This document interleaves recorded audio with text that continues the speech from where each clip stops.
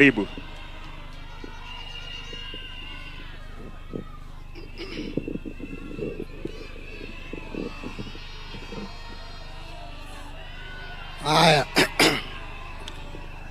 Your Excellency, I'm really struggling so that I speak.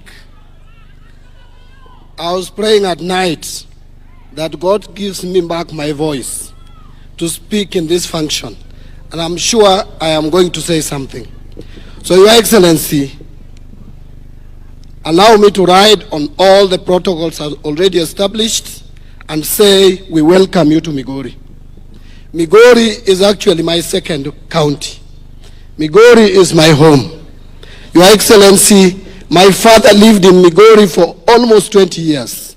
It's only the firstborn in my family and the lastborn, who is myself, who are born in Mbadi County. The rest of my siblings were born in a place called Owero in Kadem, which is in Migori County. And therefore, I belong to Mutembei and I belong to Migori. I am at home. Your Excellency, I just want to say a few things. When you decided on your own, sitting together with Raila Odinga, and you decided to form a broad-based government, I did not bring my name to you. You sat with Baba, you picked on me to help you run this economy and to bring it back to where it should be. I gave you a promise that we will work together to make sure that our economy is resuscitated. And we are on course. For those who don't want to believe, we are on course to bring this economy back. And I want to tell you that we have done one of the best budgets that this country has ever produced. Very realistic, very efficient and effective, and which will deliver this country. And we are very fair to the whole country. We agreed with you that as we think of the Dadaab constituency, which has never had any tarmac road since independence, as we put money there, as we put money in Tana River, in a county where children are eaten by crocodiles as they cross River Tana, just because the government cannot allocate 100 million shillings, as we put 100 millions to construct 2 bridges along River Tana. That we'll also think about Siaya, which has been left behind for years. We'll think about Kisumu. We'll think about Mbadi. And we'll think about Migori, which has only one major tarmac road from Rongo to Isibania going to Tanzania. That roads in Migori must also be constructed. I know, Your Excellency, you'll speak to these things. But just allow me to say a few things. There's 3 of them. Migori County, I doubt whether there is any government who in this one financial year can think that there is a road coming from Kanyawanga all the way to Dede, to Rapogi, to be put under bitumen and tarmacked. That is in this year's budget. I don't think that there is any other government who would have remembered that Stella to Gogo needs a tarmac. That is in this year's budget. I don't think that there was any government who would have imagined that there is a road from Posta, Nyikendo, all the way to Nyarongi, to Makalda, where we are constructing Kipes Industrial Park, that road needs to be tarmacked.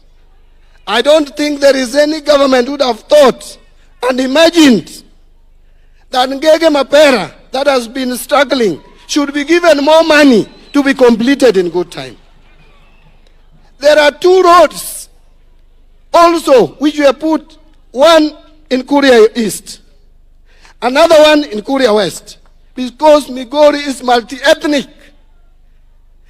Which other government would have imagined that there is a road from Kababu, Bondo, all the way to where we are going, Pinyoye, all the way to Kadera, all the way to Oto, all the way to Gorkachola, to be tarmacked? It is only your government, Your Excellency. Let me say, the second last thing. When I joined your government, Your Excellency, I joined your government when we know that in Kenya we have only 3 known level 6 hostels. Kenyatta National Hostel, Moi Teaching and Referral Hostel, and Jomo Kenyatta University Hostel. The hospital that used to be called New Nyanza, it used to be called Russia, New Nyanza, Jaramogi Oginga Odinga, is one of the oldest hospitals in this country. No any government had ever thought that our people should not be taken all the way to Eldoret for treatment because we cannot develop our own in Kisumu. Immediately I came into your government, Your Excellency. This was approved for upgrade to level 6. And I'm the cabinet secretary in charge of National Treasury who signed the cabinet memorandum to come to the cabinet, and you approved it as a chairman of the cabinet. It became level 6. Now listen to this. Every year, Anyang' Nyong'o gets 8 billion shillings. And he was allocating that hostel 300 to 400 million shillings every year. Right now, by that hostel going to national government, in this budget, we have allocated from national government 3,265 million shillings. Almost 3 times what used to go into that hostel. Now you tell me that we should remain in the streets?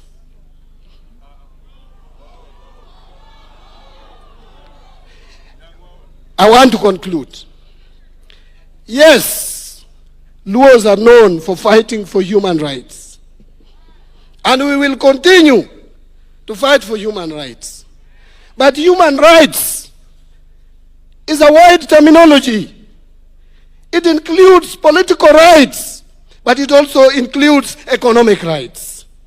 We must also have economic rights. And so we appreciate what the leaders who are ahead of us have done.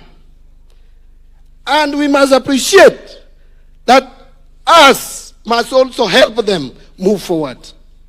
But we will help them under the leadership of only one person, Raila Odinga, who has chosen to work with William Samoei Ruto.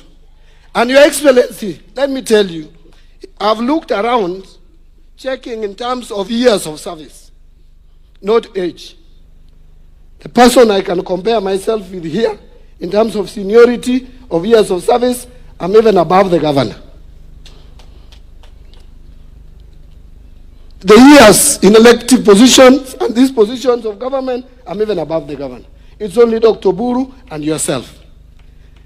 If you want to read the body language of Raila Odinga, read Dr. Buru. If you want to know the body language of Dr. Odinga, of Raila Odinga, check what Junet is saying.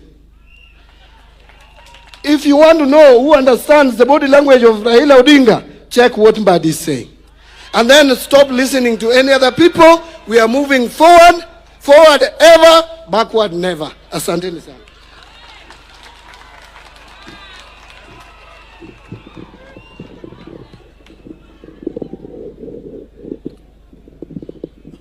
Owacho kose ok owacho. Ber kose ok ber. Your Excellency, Mbadi amesahau kidogo. Unajua mimi have been elected 4 times. But he served more as a member of parliament than I. Lakini mimi na wewe tukiwa kijana tulichaguliwa. Na wewe ukawa mkubwa mbele na umeendelea hivyo. But Mbadi is absolutely right. I want to tell you, when you see a governor criticizing the national government, that is idiocy. The Constitution is very clear, very explicit, that the relationship between national and county governments must be that of mutual respect, must be that of cooperation, and must work together for the benefit of people. So that is why mimi kama gavana wa Migori, I may have my individual feelings or my separate sentiments, but because I'm head of government, I feel pained